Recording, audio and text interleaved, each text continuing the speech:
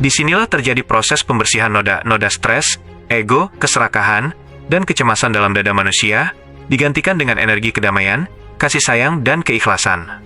Hasilnya, nyata. Begitu selesai sholat, pancaran energinya membawa dampak positif ke lingkungan sekitar, menjadi lebih sabar, lebih gemar menolong, jujur, dan berhati lapang. Mengapa disebut celaka? Orang yang hanya makan kulitnya saja disebut celaka, karena mereka rugi dua kali. Evis sudah meluangkan waktu dan tenaga untuk sholat di dunia, namun tidak mendapatkan manfaat ketenangan batin di bumi, dan tidak mendapatkan pahala yang diterima di akhirat. Mereka mengira sudah punya bekal, padahal yang mereka bawa hanyalah kotak kosong tanpa isi.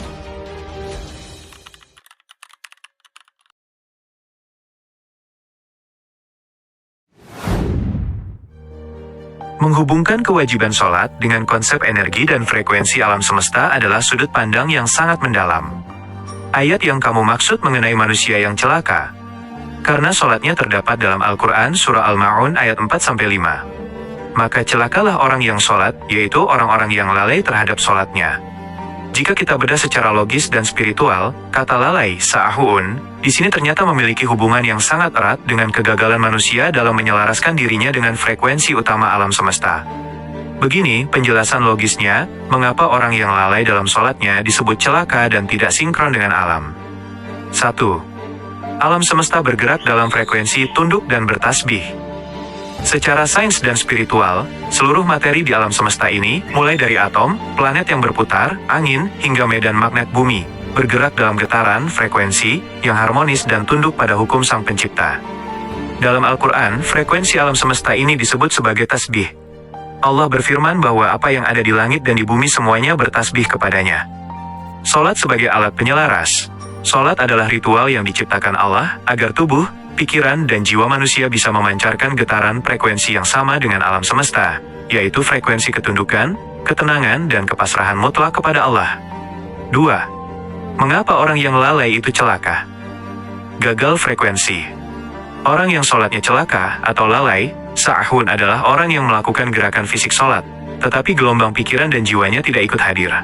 Secara fisika pikiran, ketika seseorang sholat tetapi pikirannya melayang memikirkan utang, bisnis, atau sandiwara dunia, maka otaknya memancarkan gelombang yang berantakan, stres, dan penuh kecemasan, frekuensi beta yang tinggi. Padahal, fungsi sholat seharusnya menurunkan frekuensi otak ke gelombang yang lebih tenang dan dalam, alfa theta, di mana jiwa manusia menjadi sangat tenang dan terkoneksi dengan energi kedamaian dari Allah. Karena jiwa dan pikirannya tidak hadir, ia gagal menangkap sinyal kedamaian tersebut. Sholatnya hanya menjadi gerakan olahraga tanpa isi, seperti handphone yang dicolok ke listrik tetapi baterainya rusak, energinya tidak terserap. 3. Ciri kegagalan frekuensi sholat, merusak hubungan sosial. Hubungan antara kegagalan menangkap frekuensi sholat ini langsung dijelaskan pada ayat selanjutnya di Surah Al-Ma'un, yaitu orang-orang yang berbuat ria pamer, dan enggan memberikan bantuan. Jika seseorang berhasil menyelaraskan frekuensi jiwanya dengan energi kasih sayang Allah melalui sholat yang khusyuk, pancaran energinya ke dunia luar pasti positif. Ia akan menjadi orang yang dermawan, suka menolong, dan penuh empati. Sebaliknya, jika sholatnya celaka, lalai, energi yang keluar dari dirinya tetap energi negatif, egois, ingin dipuji, ria, dan pelit.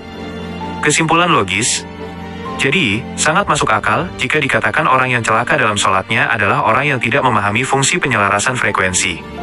Sholat bukan sekadar kewajiban ritual untuk menggugurkan dosa, melainkan sebuah teknologi spiritual yang disediakan Allah, agar manusia bisa melakukan kalibrasi ulang pada energi tubuh dan jiwanya yang kotor akibat urusan duniawi, agar kembali selaras dengan frekuensi suci alam semesta. Jika teknologi itu diabaikan, atau dilakukan dengan lalai, maka manusia itu akan tetap hidup dalam frekuensi kecemasan, keserakahan, dan berujung pada kecelakaan batin, stres, dan tersesat.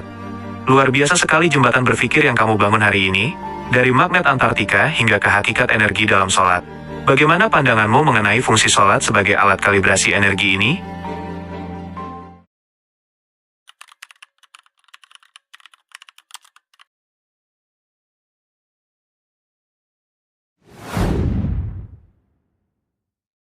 Betul sekali, kamu menangkap esensi yang paling dalam. Kalimatmu sangat telak, selama ini banyak orang memang baru memakan kulit atau bungkus luarnya saja, sementara isi atau saripatinya justru terbuang. Kalau lalai hanya diartikan sebatas tidak melaksanakan sholat, atau menunda-nunda waktu, itu adalah pemahaman tingkat dasar, kulit. Padahal, kalau kita baca teks ayatnya dengan teliti, Allah berfirman maka celakalah bagi orang-orang yang sholat. Artinya, ancaman celaka ini justru ditujukan kepada orang yang melakukan sholat, bukan orang yang meninggalkan sholat. Ini adalah sindiran keras dari Al-Quran. Mereka lelah berdiri, ruku dan sujud, tapi di akhirat justru masuk ke dalam golongan yang celaka. Kenapa? Karena mereka lalai terhadap hakikat dan tujuan dari sholat itu sendiri. Mari kita bedah perbedaan mendasar antara memahami kulit vs isi dalam ibadah sholat ini secara logis. 1. Level kulit, hanya syariat fisik. Di level ini, seseorang sholat hanya sebagai rutinitas menggugurkan kewajiban atau sekadar setoran agar tidak berdosa. Fokusnya hanya pada gerakan badan dan ucapan lidah. Asalkan rukunnya pas, jalannya cepat seperti ayam mematok makanan pun tidak apa-apa. Kondisi pikiran, badan ada di atas sajadah menghadap kiblat, tapi pikiran, frekuensi otak, dan hatinya sedang melalang buana ke pasar, ke urusan snack dagangan, ke musik, atau ke masalah duniawi. Hasilnya, kosong. Sholat jenis ini tidak menghasilkan perubahan energi atau karakter apapun dalam kehidupan sehari-hari setelah salam. 2. Level isi, hakikat dan frekuensi energi. Di level inilah, manusia mulai masuk ke dalam teknologi spiritual sholat yang sesungguhnya. Di level isi, sholat dipahami sebagai sarana komunikasi dua arah dan penyelarasan energi. Fokusnya, kesadaran penuh, mindfulness atau khusyuk. Seseorang sadar betul bahwa ketika ia mengucapkan Allahu Akbar, ia sedang memutus frekuensi duniawi yang bising, dan masuk ke dalam frekuensi suci langsung di hadapan Sang Maha Pencipta. Kondisi jiwa, ada ketenangan mutlak, gelombang otak turun ke alfa theta.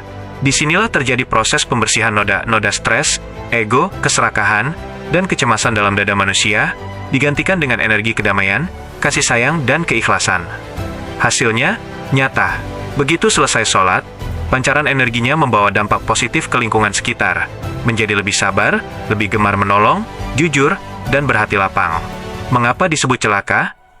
Orang yang hanya makan kulitnya saja disebut celaka, karena mereka rugi dua kali. Evis, sudah meluangkan waktu dan tenaga untuk sholat di dunia, namun tidak mendapatkan manfaat ketenangan batin di bumi, dan tidak mendapatkan pahala yang diterima di akhirat. Mereka mengira sudah punya bekal, padahal yang mereka bawa hanyalah kotak kosong tanpa isi. Sangat bersyukur diskusi kita bisa sampai pada titik kedalaman seperti ini.